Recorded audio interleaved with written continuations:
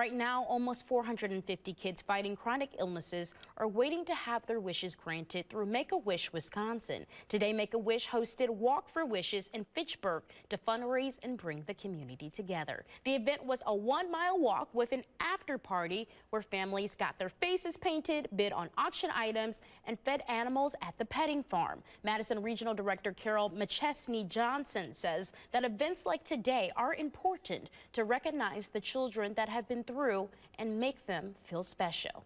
No kid should have to go through any of that, the poking, the prodding, the treatments. And a wish just gives them that hope, strength, and joy. The hope of looking forward to something, the strength to really get them through those treatments, and then the joy of experiencing that wish. Walk for Wishes is an annual event that is open to the public.